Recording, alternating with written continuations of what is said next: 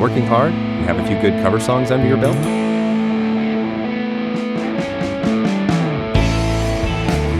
Maybe you want to start a cover band but have some questions. Our special guest, Miguel Martinez, is sure to have the answers. This is Music Student 101. Here are your hosts, Jeremy Burns and Matthew Scott Phillips.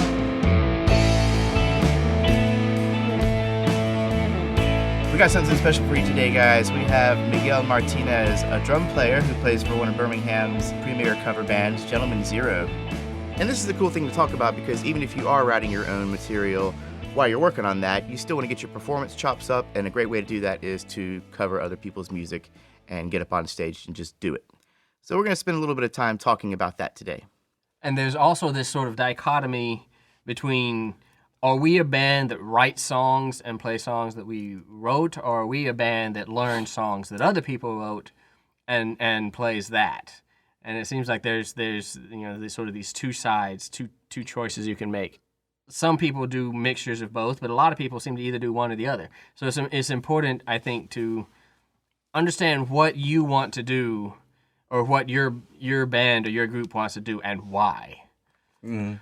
I think if you decide to start making money as a musician, one of the quicker, maybe and easier ways to do it would be to get together with a group of people and get a cover band together, play songs that people are automatically familiar with and want to pay good money to hear live, and pay good money live in many cases. Yeah. Mm. So that's why we're talking to Miguel. Miguel is a drum player in a few bands, actually one of which is Jasper Cole, my Celtic band, Celtic rock band. Woo. Murphys. And then another is actually Gentleman Zero, which is the cover band he plays in. Yes. Tell us a little bit about Gentleman Zero. Gentleman Zero is a byproduct. It's pretty much Preppy Wild. It's funny, I understand what you mean when you say that, even though I've never heard those two words together before. You know, everybody's out there with their black and their tattoos and just eyeliner and their bandanas, like rocks. Like, no. We're going to be the good-looking boys in the white, all our hair done, in the suits, and it's going to be fun. It's a show. I mean, you guys have the lights, you have smoke, and Miguel has the triggers on his drum kit. You see that little key over there? It's kind of cool because he triggers it. But either way, they all dressed up nice. They get into it. They get into character. They get into form. And we have fun. And they have a great time. We sell fun. You sell fun. That's what Gentleman Zero is about. It's a collective fun scenario. We're not worried about being musicians. And I think that having done this in reverse with my musical career, because I toured professionally with an original band. Okay, so we've got both sides of I've done that. Been there, done that. I did that for 5 years, and I had fun. Made a lot of money. But when I was asked to be in Gentleman Zero, I never knew what that world was like. Yeah. And then I jumped in, and I was like, hey, there are girls here. This is awesome. More girls. So much better. Why have I been doing this wrong? Anyway, so as a musician, it's like I said, we sell fun. We're everybody, Norden, Jay, and Kale, talented in their own respects and pretty much masters of their craft. And the relationship, the chemistry is good. Yeah, that's fascinating when you think about, when you say we sell fun, which is a different thing from we sell our musical creativity. Yeah, right. When you're in an original band, that's kind of what you're selling. We feel that we've created something that has something to contribute to the musical world, and we're expressing that to you. We're selling it. But in Gentleman Zero, we sell fun. We sell you're having a good time is all we're really interested in. That's really it. And I think as a cover band, you have to have that mentality because you can't take yourself too seriously. People do that, and it comes across as idiotic. You're on stage and you're like, yeah, I'm badass. You're singing Journey and Lady Gaga, man. Come on. Have fun with it. Enjoy yourself. You're not Lady Gaga. You're not Lady Gaga. Yeah, and you're not the dude from Journey either, honestly. No, there is no other Steve Perry. Or the new guy. Steve Perry, thank you. His name escaped me. But Steve Carey or whatever Perry, the hell Steve his No, name it's Perry, Steve yeah. Perry. Yeah, his name escaped me for a But minute. the new guy is just impressive. He's just, and I Not found him yet. on YouTube. Anyway, moving on. Not to get on. Yeah, no. But we can do this. digress.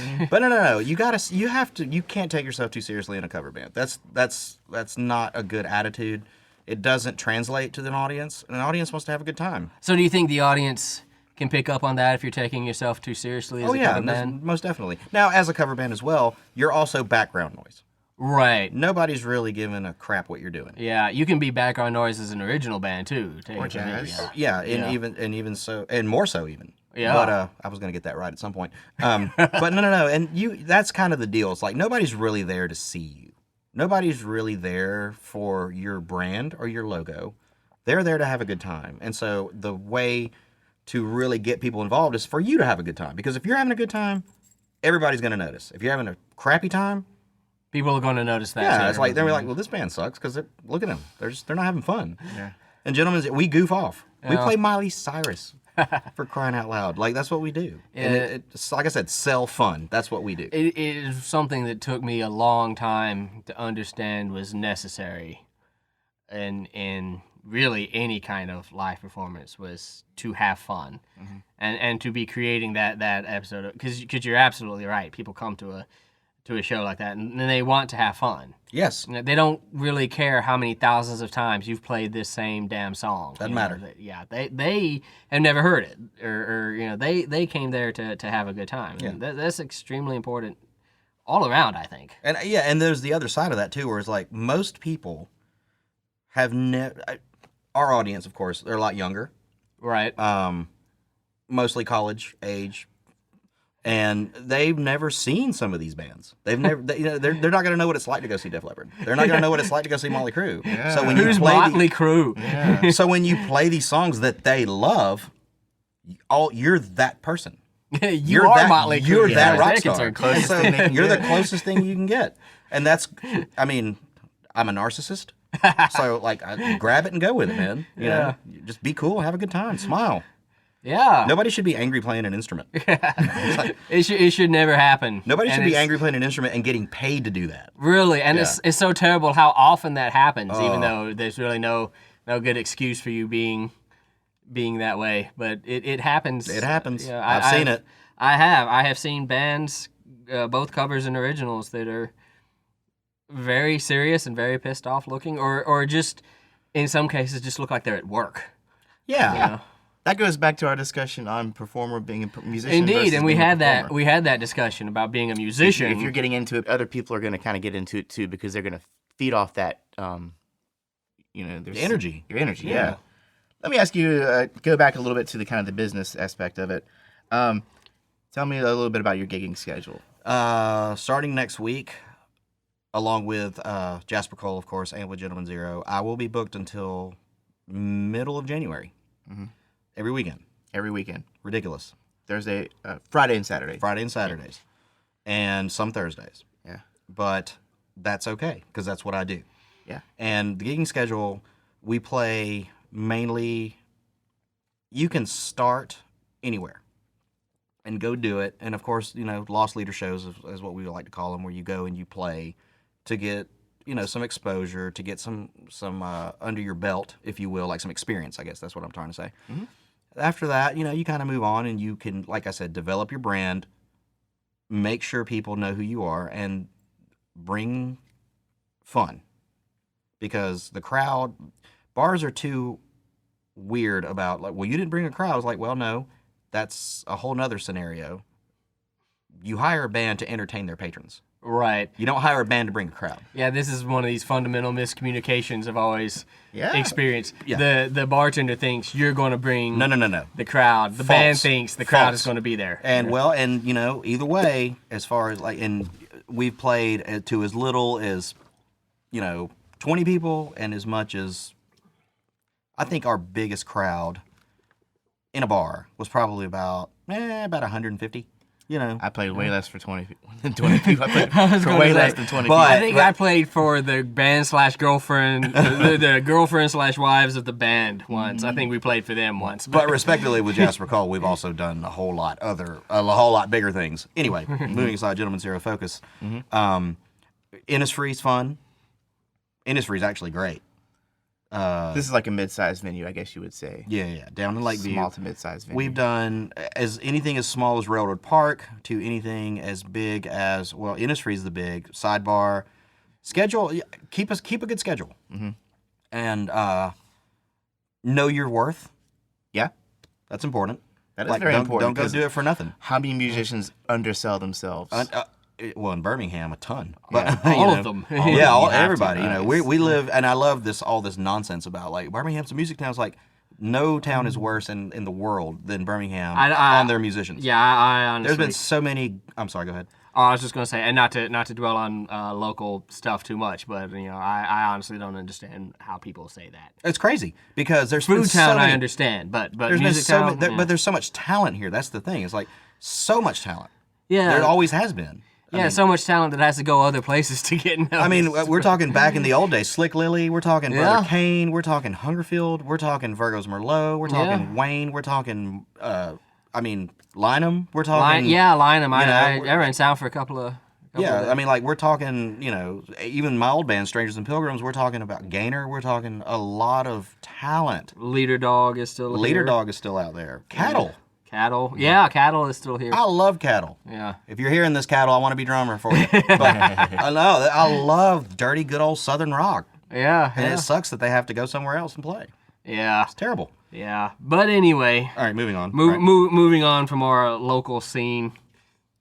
Homework wise, this is something we were thinking. How much time before you're actually sitting behind the drum set at the gig? How much time do you put in to being up to that performance? Like, how many songs do you typically do or try to learn for a gig? And what's your process to try to learn those? Like, do you guys, does somebody say, well, this is, we're going to learn this song, so go get it on iTunes, whatever, sit down, learn it, come into band practice and ready to play it? Or do you sit down and listen to it together, or what's the process there? It's a combination of the two. Gentleman Zero does pretty much 2 sets a night. Okay. We do the first one, it's kind of the warm-up, Yeah. about an hour and 15, and then we take a break. Mm-hmm. And then we hit the second set, which is the party set, is what we call it. Right. That's when we get into, we started off with Jump, and we ended off with Miley Cyrus. Fascinating. Yes. That is a huge wide and range of- everything in between. We do. But that's the thing. It has taken about 2.5 years to get the song order in the way it needs to be. It's like it's a formula almost. Yeah. And and we don't we don't pause between tunes. I'm big on that. We play Jump, and I don't stop playing drums until it's over. We transition right into the next tune. We keep, and that's kind of the thing. It's like we keep everybody. That's the thing. You gotta get them, and you got them.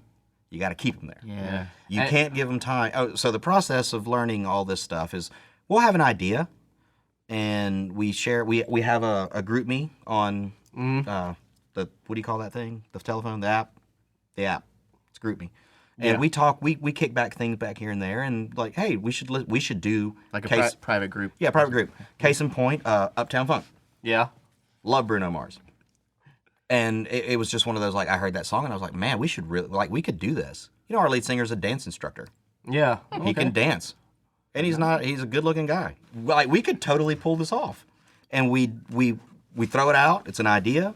We listen to it. We get together at a rehearsal space in Vestavia, and we hammer it out.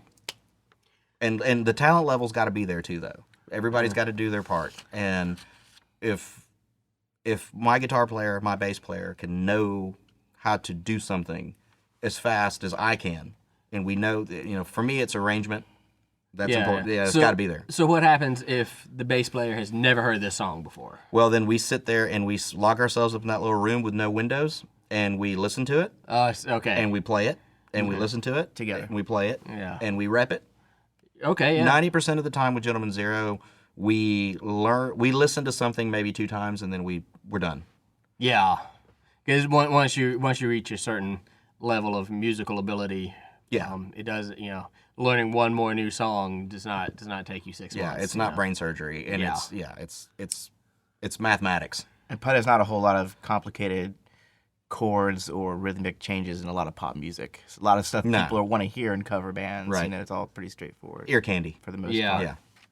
Let's talk about interband personalities. Clashing, sacrificing, gelling, being inspired by, learning from. Okay. Take it away, Mickey. Oh boy. No, I mean, what's a good way to put it? Do you have good stories and or bad stories? I have great stories. I've had the privilege of working with these guys for 5 years now, going on in April, and there's not been a lot of conflict. Amazingly. Yeah, that's great. Because we all know how this goes. Yeah. Oh yeah. Oh yeah. There will come a time where you will hate white tennis shoes, by the way. That is always my go-to for my touring band. Well, I guess creative differences usually come up in more original bands compared to cover bands. There's not a big argument on how Jimmy Page played that opening riff. Well, yeah, you always have the inarguable recording off. Listen to this. This is how it happened. Yeah. Well, and when you're younger, I think you're prone to kind of accept a lot more. The fact that we're, in our mid-late 30s is like, okay, we've been there, done that. Why? We're getting paid to have fun. Yeah. Why gripe about it? Really. And yeah. there are things that annoy me and I'm sure that, likewise for everybody else. Like I'm always perpetually 30 minutes late. And our lead singer wants to go to the gym and go for a swim before we get anywhere. Or, and for my, they'll say the same thing about me and vice versa. I drink too much. I get crazy. Well, we are musicians. Well, I mean, but overall, the conflicts are not there with Gentleman Zero. We have our differences, but we're all grown-ups too. Yeah. And we can face it or move on and just, Is it easier being a little bit older? Is it easier for everybody to just say, okay, this is not so important a disagreement as to make a big dramatic scene out of it? Yes. More so than a band in their 20s might have done. Yes, because in your 20s you still don't know anything. And yet your ego is emerging like a beast. Yes. Yeah. Now, once you're in your mid-30s and late 30s, your ego is I'm a narcissist, and we all are by nature of what we do.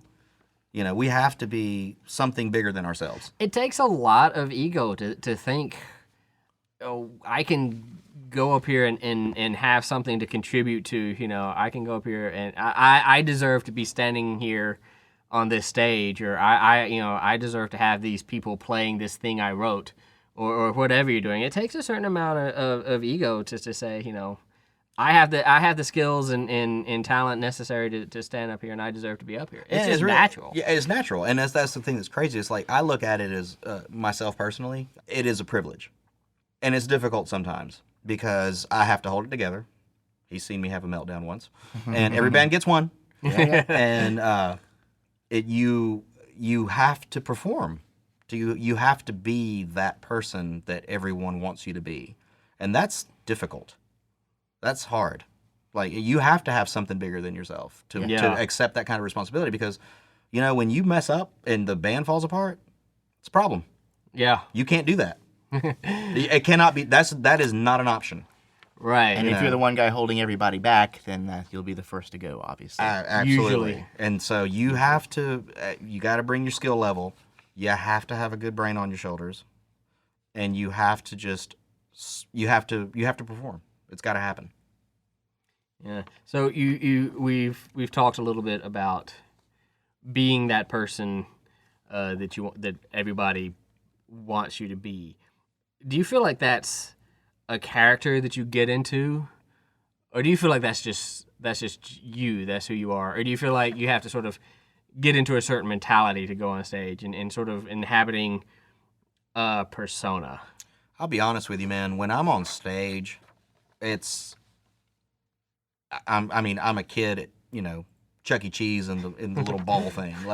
It's just what I do. It's who I am. Right. And I enjoy that. I liken it to Animal from the Muppets. Animal from the Muppets. chain me up. In other words, all Ed. We're not involved in these deep questions of self. It's just, it's a time to focus, work, have a good time, and the payoff is just watching people applaud and go nuts over what you just did. That's just kind of it. Yeah.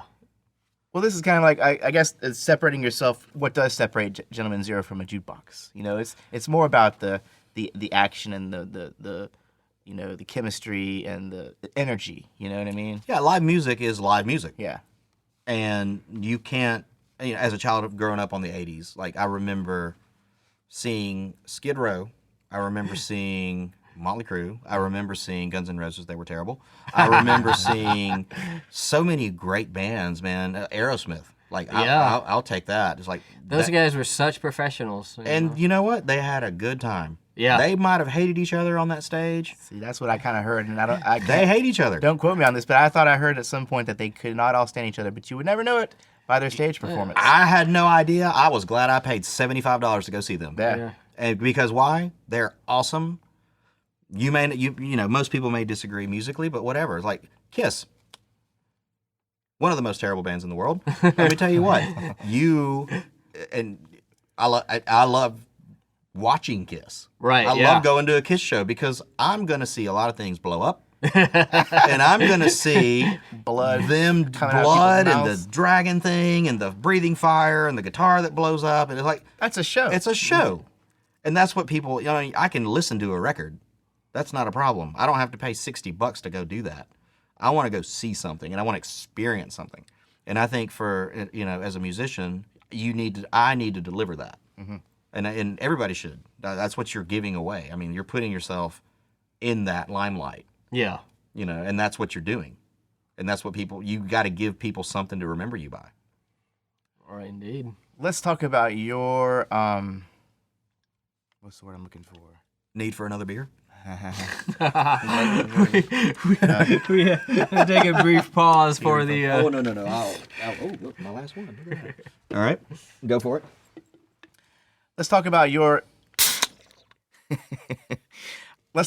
interpretation of the songs you play. For example, even when I'm covering a song, I might not play it the exact same thing as the bass player plays. Although if it's like Billie Jean or some bass line that everyone knows. Yeah, we've done this disclaimer before. Jeremy and I are both bass players. Yes, Oh, yes. And we commiserate a lot with each other, and we can talk about the fact that the bass player can, in many cases, be playing something completely different, and how many people are necessarily going to notice? The drummer might. Well, Yeah. in the rhythm, I'm going to notice. in the rhythm section, we might have a little bit more room to swing around and do our own kind of little things because no one's listening as much. Nobody's listening But how as often much. do you, when you play a song, when you're learning a song, do you learn it note for note, or do you throw your own little fills and stuff like that in? I learned the arrangement. And what happens. Oh, okay. Yeah, like I learned the arrangement, and I'm pretty consistent about trying to keep things. I'm not going to say regimented, but it's important to always put your flavor on something. And I think by that token of measure, you just make it your own, but you got to keep it consistent. And that comes with experience. Nobody, crash cymbals, they're pretty much exclamation points to the end of a sentence. Yeah. You don't need them all the time. And when I was 18, I played with a drummer he was all crash cymbal. yeah, it's not good. He was to the point where the singer who was basically in front of him on the stage had this ringing in his ears that was just not going to work. And Jesus. Keep it simple, stupid. Yeah. yeah, That's all you need. Nobody's impressed because you can do 30,000 notes on drum fills, double bass, whatever. It's like, if you're playing Lady Gaga, play Lady Gaga. yeah. If you're playing Nelly, play Nelly. That's a good way of putting it. Yeah. And there is sometimes room to do little things, but If you're playing Rush, play a Rush song. There's no problem there. Yeah. Just keep it within your parameters. You're not impressing anybody. And Lord knows drummers are the worst because we want to sit there, I always tell people, it's like, what do you do? I do what I do best. What's that? Show off. I don't want to work that hard. That's why I got into music. Drummers work harder than anybody else in the music business, just in terms of physical. I mean, you know, Yeah, that bedroom's tough, man. Drummers could get off from a set from all ballads and still be sweating. And Wait, they're sitting down the whole time. What the hell are you talking about? Oh, that's mean. That's mean. No, they got all the cases they got to move, and There's validity to that. Though. Yeah, It's a lot of work, and it's stamina. I actually timed myself on one of the, what do you call those little gadgets you put on your a watch. smart ass? No, the little thingamajig that tells you how much you've walked. Oh yeah, one of those little call that Fitbit things. Yeah, I actually put one of those on St. Pat's. Uh-huh. In a show, I have successfully walked 5.7 miles. Nice. Feet only. Nice. Just bass drum and hi-hat. That's wild. That's dumb. I can't go up a flight of stairs without having a heart attack, but I can sit there and do that for 3 or 4 hours. Makes no sense. Interesting. Yeah, St. Pat's 5.6 miles. Think about that. yeah, that's usually a marathon. That's ridiculous. Yeah. Yeah, make me go get the mail. Yeah. Yes. For just to fill in, these both of these guys play in a rebel Irish band, and St. Patrick's Day is the whole really week surrounding that. Really is just a marathon of gigs for. We've done 7 shows in 2 days That was on St. Pat's before. Yes. It's usually just a big, crazy thing. what we call the Olympics. But anyway, Gentleman Zero is the same energy, because you have to give 200%. Oh, it's the same thing about making the environment fun. And that's definitely an aspect of Jasper Cole, is that the environment is very fun. Definitely. That's got to be. Yeah. And you got to sell a lot of beer. So, insensitive question time. How much money can a good band who's good at making the environment fun expect to make? You can make, quite frankly, you can make I have this one belief. Jeremy knows this. Yeah. The Bible says, you have not because you ask not. You can make as little as you want. You can make as much as you want. Our smallest paying gig, which we don't do anymore, was, the whole $100 a man thing. Yeah. Blah, blah, blah. This is a 4-piece, just so you guys know. 4-piece, yes, 4-piece. Yeah. $100 a man, we want you for exposure, and then at the end of the night you get a bar tab. It's like, we don't do that anymore. Okay. So you can make up as much as $4,500 a night. Yeah, that's incredible. And a That's good great. smashing cover band. A good smashing cover band. Weddings. I booked a wedding yesterday. That's money right there. Yeah, I booked a wedding yesterday, and I got a deposit for $1,500. Nice. And I'm going to get the other 2/3 of that when we play the wedding November 13th. It's going to be great. Yeah. It's just really kind of how you present yourself and what you're selling. Fun is the sell point. You also have to have a good attitude. Very important. Yeah. You have to have a good product. Good Indeed. gear. Yeah. PAs, lights, the whole kit and caboodle if you want to make that investment. Yeah. It's kind of like the hokey pokey, man. You get in what you get out what you put in. Yeah. It's just kind of that. Yeah. And you can make some money. There's some wedding bands out there I know that are making $5,000 playing weddings. They don't play bars. They just play. They're in the private circuit. They play weddings. Yeah. There's some cover bands out there that are making serious amounts of money. We're talking, $7,000 to $10,000, which is nuts. To go sing, Jesse's Girl. That's crazy. Yeah. But I mean, they do it. That's a real thing. It happens. Yeah. But you can make as little as you want. Like I said, if you're going to demand, a good price, you better have a good product to sell. Right. Yeah, and that makes sense. That's not unlike pretty much every other business in the world. Right. You can only BS so much. Yeah, like Catch you on it. Yes, and if you're gonna get up there in your affliction shirt and tuck it into your jeans and wear boots, like okay, you're an IT guy during the day, aren't you? No. Like I mean, what are you doing, man? Get out of here with that nonsense. Yeah. Everybody knows I'm a musician. I can go to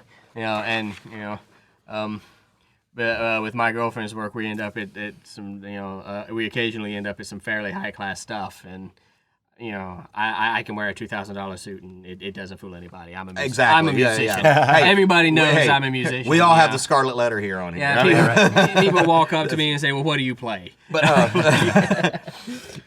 Well, I tell you this. One thing that I've enjoyed from covering songs, two things I've enjoyed that I've noticed. You get instant gratification. The audience automatically knows the minute you start that song, they know the song. They connect with you immediately. So it's like you got the instant connection with the audience.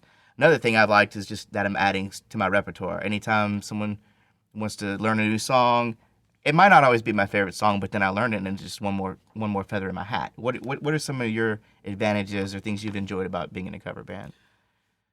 all of that. Yeah. And I'll be okay. I'm going to deliver this real quick. Go ahead. Kenny Loggins, Footloose. Yeah. I was a kid. Yeah. Saw that in the theater. Yeah, that's how old I am.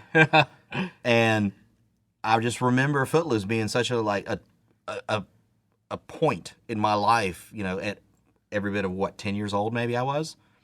And I just remember thinking, man, I love, what is it? You're playing so cool. Obeying every rule.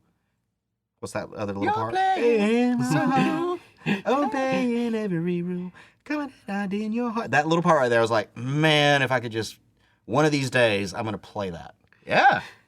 And here I am in my 30s, and I did, and it was so rewarding. Yeah, okay. Like, it's You've been waiting a good while for that. a long time, because I was a professional musician back in the day, and I cared about what I did, and blah, blah, blah. And I had a good time, and I made some good money, but at the same point, I wasn't having any fun, you know? So playing Footloose, playing Purple Rain, playing Panama, I mean, come on. Like, it's a little self-rewarding to, it's almost, it's some nostalgia. Do you think Van Halen had as much fun playing Panama? Yes. Or 10 times as much fun playing Panama? When they first recorded The first it, few yeah. When they first recorded it? Not now. Not now. Not They now. hate No, each no, other. no. They hate each other. But it's nostalgia, man. It's like, and like you're saying, you hear these songs and they stay with you, whether you're a listener, whether you're a musician, whether you're just, whatever. Like, they're in your head. Right. And so when you're a musician and you take it a step further and you're like, you actually perform these tunes that you love so much growing up or whatever, there's a memory somewhere, I mean. Yeah, it can be extremely gratifying. It's extremely rewarding, yes, and gratifying because you all of a sudden you're that guy. Yeah. Like, I can close my eyes and, man, I'm playing with David Lee Roth right now. And I'm jamming and I'm having a good time. Or I'm playing with Kenny Loggins. Or I'm playing with Lady Gaga. Like Taylor Swift, whatever. And even if you're not playing with them, you know that you could. That's the other part. The biggest narcissist in me is like every time we play a Bon Jovi tune, when I've seen Bon Jovi 4 or 5 times in my day, and that guy is uber talented. It's ridiculous how good that guy is, and he dresses well. But I could, if the phone rang right now and Bon Jovi was like, "Hey man, I need a drummer," I'm like, Let's go. Jeremy, I'm taking the drums. I'm out. I'm canceling all my dates. But I had a recording session with those drums. I'll buy another one. Yeah, right. But like you were saying, Jeremy, like you can do that. Yeah. That's pretty cool because there's not a lot. 1 in 10 students are musically inclined. Yeah. You're one of those people, and you can do that. Anytime, at the drop of a hat, professional. That's a good thing for our listeners to remember about themselves. If they're here, if they're listening to this, then they're musically inclined. It's a gift. Trust me. I come from a long line. I'm a Mexican, and I come from a long line of people. Trust me. There's 17 in my immediate family. It's ridiculous. I have 29 first cousins. I'm the only person in my entire family that can play an instrument. Wow, man. Very nice. It's a God-given gift, and you know what? Use it. Yeah, really. Share it. Share it. Yeah, I think my girlfriend may have you beat. I think she has like 50-something first cousins. Gosh, Italian. She's Italian. Oh, Italian. Fair enough. Yeah. Fair enough. Understood. But no, it's a gift. It's a God-given gift. I try not to take it for granted. And it's, my wife tells me all the time, it's like, you have talent. I don't see it, and you won't see it, the listener. You don't see that in yourself because it's just who you are. Right. Like you look in the mirror and you're still that guy. Yeah. But there is something special. There's something special about you, and that's what you gotta remind yourself every now and then. Like, you're pretty damn cool, Yeah, it is important because there's so many people out there who who do things that you can't. You know, Well, I like to call we were them talking about Dream Theater, and it's like, oh gosh, if I could play like that. But, Oh, and then they're the tortured artists. It's like, why are you mad about it? Have fun, there has to be a certain amount of very seriousness to get to that point. Just pure. Yeah, it's chop like flies, have I a guess. good time. This is something that we would like to ask for everybody that we ask onto our podcast. What advice would you like to impart to a beginning musician in terms of what you do and who you play for? And what is there something that you wish you had understood better when you were younger, when you were first getting into it? My advice to a young musician coming up is stick with it. When it stops being fun, don't do it. It's expensive. Change those that you do it with if it's Or work on why it became not fun. Yeah, figure that out. Like I had no intentions of being in a cover band after being in a touring professional band. Yeah. And it happened, and it's just the greatest thing in my life. I love it. It's fun. That's great. And just, have a good time. I can't sell that enough. Have fun. Make sure you're having a good time doing what you're doing, because that's what it's all about. That's such important advice for musicians too. I think as a group we tend to have a tendency to take ourselves seriously. Yeah. Mm-hmm. Yeah. Kevin Nicholson. But anyway, that's our fiddle player. That's our fiddle player. But no, have a good time, because nobody's gonna, when you hit a bad note, when you screw up an arrangement, we know about it. Yeah, but nobody else does. Who cares? They're having fun. They're singing. I will be an elitist one more time and quote Beethoven. Okay. To play a wrong note is nothing. To play without passion is unforgivable. I like that. Agreed. I like that. Totally agreed. Yeah. You enjoy yourself. Just have fun. Music's there. It's harmonious. It's coming out of you. You're a musician. That's what happens. Yeah, it is. Let it do its thing. Have Yeah. fun with it. Enjoy it. I guess that's Sage advice. Something we should all probably Yeah. take to heart a little more. And a very zen approach too. I kind of like that. Indeed, yeah. Yeah. Well, we've been talking to Miguel Martinez. Want to thank you again. Woo! My drum kit's right here. Your drum kit. My drum kit. His drum gear. I can find it. It's just been here for so long. It really has, man. I need to give this thing some attention. But anyway, all the heads are in there. Yeah, they are. Yeah, I know. And then some heads. Yeah, I gotta. Yeah, there's. That thing needs some loving. Well, hopefully now you guys have a better understanding of what it's like to play in a cover band. It's something that you should all consider. If not just to learn new material, then maybe to make a little bit of side money to afford that studio time when you want to record your new original song. Until next time. Until next time.